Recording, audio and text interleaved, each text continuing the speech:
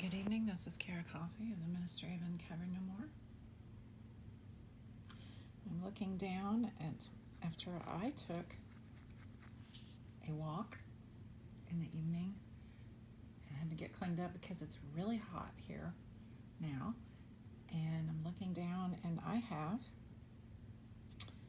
a roll of fat where my tummy is. I told my therapist that I've finally come to grips with something. For years, because I have so many children, I told my children that I am pre-anorexic, which means I had the propensity to be able to starve myself, and I did over-exercise, but I knew that that was destroying my body, and so I constantly made the choice to come against my tendencies. And I can tell you that gaining weight and losing weight in pregnancy was a trial for me, and I had to mourn the loss of my own feelings because of what I struggle with, which is anorexia. But I'm not a statistic, and I have been too thin at times. It was in the Christian church, and so I was actually complimented as too thin of a woman after a C-section with my first child. You could see my ribs. I was so thin. I was nursing. That's the kind of ugly image a lot of our industries portray for girls.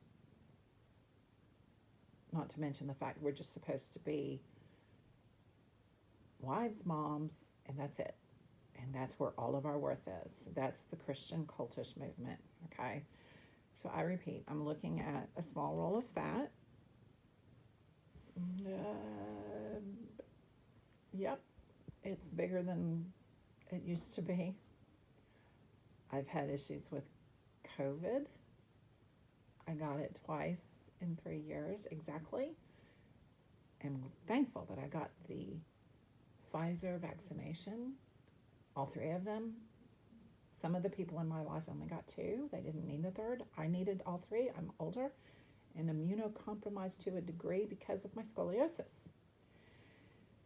And I will admit that my experience with COVID increased my pain levels. I have chronic pain issues due to not only the history of my family, chronic Beaty, because both my parents had back surgeries in their 30s because their backs were so bad. I think I've actually fared better, and pregnancy is lovely in that you don't have chronic pain like that. It loosens up your ligaments and whatnot. So now here I am, postmenopausal, and still determined that the best way to live is inside this body. That means I don't need to be taking pain medicine every day. I don't need to keep pushing myself. I have plenty of help. Everybody helps each other in our family when we live in the same house. And I think everybody is realizing about me, like my children, that I have learned to just ignore some things, despite how meticulous of a person, type A personality I am. I've just learned to ignore things. And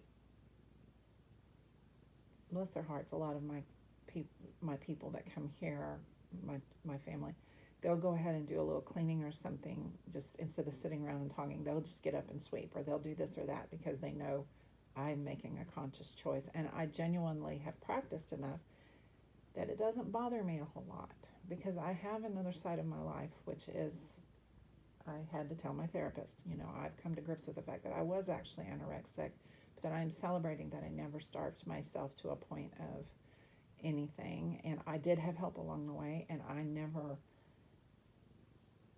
the only thing I mourn about it now is my body image struggles. You can call it insecurity, whatever you want to call it, but the body image struggles are very real, and they're not worth my time. But you can't tell a woman who's also going to say that I lost a lot, but I still have some friends in the Christian world, older friends, and 50 years in that world means that there's just always a part of me that is still a Christian in my thought life. And they have wholly gone astray in this day and age. They're a cult. They will never believe that the King is actually on the earth. I'm so far forward from that it's really sad, and people in the Christian world don't listen to women at all, period. Now, there are some women that are missionaries, like they're becoming pastors and whatnot, and they're creating a new paradigm against the biblical record of the New Testament, where it's really strict on men and women. Okay. So that's all a really, really complicated world. And I told my therapist when I said this last Friday, when I said, I've come to grips with the fact that I wasn't pre-anorexic. I am glad that I said that to my children growing up, because I wasn't classic, and all the classic stories are pretty drastic, and a lot of, and the dear people that struggle with that eating disorder can die. I don't know what the percentages of people that have actually passed on to the other side because they starved themselves and over-exercised and did all of that. I don't know what the percentages are, and I don't want to know. I don't want to dwell on this pain. But so I was more anorexic in my head. I knew not to do that, and I have children that when they get really nervous, even as adults, they'll quit eating. I've never been that way. Some of them are that way, and they go in and out of losing weight because of heat and because of working a lot and things, and they just watch it, and they have learned, as I have for years, you eat several small meals in a day, make sure you have protein and carb, stay balanced. We all partake of sugar. At times, I don't anymore. I had to train myself out of high sugar eating for a variety of reasons. My father had a really, really vicious sweet tooth, and so I just had to go against that, because my mother would make all of the wonderful desserts and everything because of the way my dad was, and back when I was a child, and that just, along with the Christian fellowship and all of that, was just fun, and then I lost it because of what I have testified through, and I'm happier now. I'm happier now, and I hope that the people that know me, that are good people like I am, are happier too. But I do want to say that you need to stay away from Christianity. It's not good for you, and I love you enough to tell you that. Their paradigm is completely screwed now. And the politics of the Republican Party are completely screwed now. It's ridiculous how far this has gone in our nation.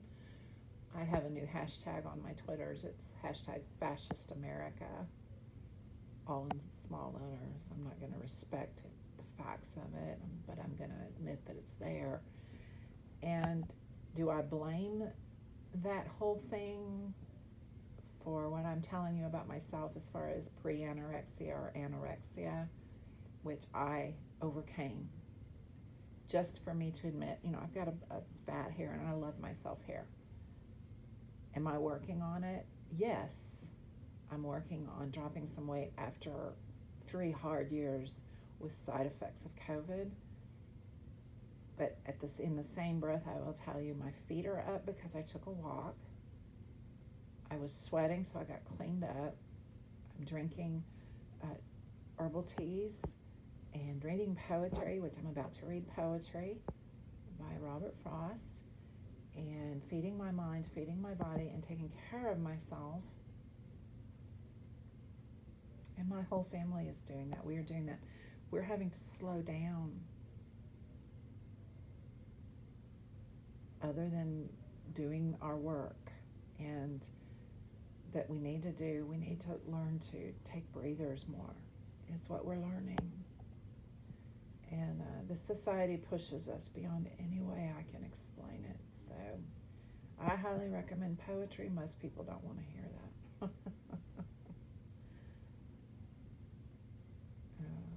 So I'm going to read a poem, and I'm going to say it's in loving memory of the woman that kept walking, kept going, even though the religion that I testified against, as did my father, betrayed us all. And what I'm having to come to grips with is its whole history, y'all. The Catholic Protestant paradigm is the second beast of the book of Revelation. And I've kind of known that. I would say it and write it occasionally. I'm not going to write about the book of Revelation. I have reasons to do that. Let me get really distinct. It's fiction at this point, according to the King of Kings, though I have confirmation that he respects my ability to stay balanced in positivity with it. Give me a few years, is what I'm saying to myself, because I have to be really careful with my Christian side. I can't bear any more loss. And I have a lot of faithfulness in that realm. And they only just use people like me. We're nothing to them. And if you're a girl, it's worse. I'll tell you that point blank. It's harder for girls in the Christian construct. And the Catholic construct. I don't know about other constructs as far as like the Muslims, because I see them as much the same as the Christian paradigm, but there's some differences, but not many. Very misogynistic, and so you have to have a balance, y'all, because many of us were so faithful. Turning bitter isn't the answer either towards the machine of it. And that's where I appreciate runestones, poetry, because a lot of the people that I'm like studying their poetry, they were from the past and they love God. And they did not even embrace the goddess as much as I do. The only way you're going to get balance now is to embrace that it's God, goddess, or goddess, God equals. It's the only way you're going to come to balance, even in your own core. And sexuality is not here, so don't think about it. I completely and holistically disagree with a lot of the lawmaking going on in red states. So don't worry, y'all. You're not going to lose me when it comes to being gay, bisexual, transsexual, heterosexual, in balance, in balance, in balance. It doesn't take away from the fact, and here's where the arrogance of the Christian world is, it doesn't take away from the fact that it takes one man and one woman to produce you, even if you're going to go through the chasm of difficulty that is associated with transsexuality. You still got brought here by a woman carrying you in her womb. And that is me, 10 of 12 pregnancies. And I would ask that y'all, in the middle of your thing, have some compassion there. Don't turn entirely, even if your own mother turned on you. She shouldn't do that. Dads, I'm not going to speak to that. You've got a lot on your plate coming against the misogyny in our society. But moms, you should not come against your children in the core like that. You need to be there for them. You grew them in your body, and you've got a responsibility. So, let me turn this more positive. As you can tell, one of our dogs, that's Dusty, is barking, and he's fine. He's just playing in his bossy sort of way. Tadashi has her tail. She's cuddled with me, and she has she had her tail right on the book that you're sitting on at this YouTube, that I will write some of this poem. A late walk by Robert Frost. This is from the Everyman's Library Pocket Poets. I love these little books. Love them, love them, love them. When I go up through the mowing field, the headless aftermath, smooth laid like thatch with the heavy dew, half closes the garden path. And when I come to the garden ground, the whir of sober birds up from the tangle of withered weeds is sadder than any words. A tree beside the wall stands bare, but a leaf that lingered brown, disturbed, I doubt not, by my thought, comes softly rattling down. I end not far from my going forth by picking the faded blue of the last remaining aster flower to carry again to you. If I could have carried to my dear family here, enjoying ourselves tonight, something from my walk, it would have been the black butterflies that flew all around me, here and there, on my walk. So if you'll notice what Robert Frost and I are saying is take time for the good details. See, if you can't go for a walk like Robert Frost way back when in Beaty-Coffey, pretty much my whole life, what can you do where you see the details?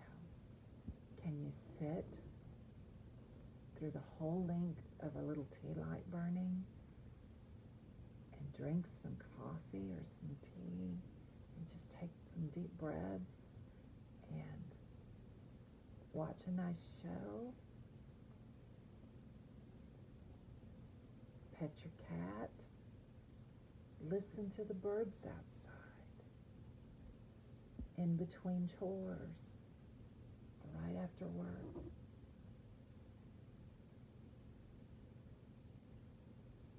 There are things we can do, little bitty things that lift our spirits. That's why I share this with you. The rest of my body image sharing, I just like to share my evolution with the world because we are we, the good people. And it's overwhelming sometimes, everything that's not that, how it is overbearing. This is Beaty-Coffey in the Ministry of Uncovered No More. May you have a good day and night the next 24 hours.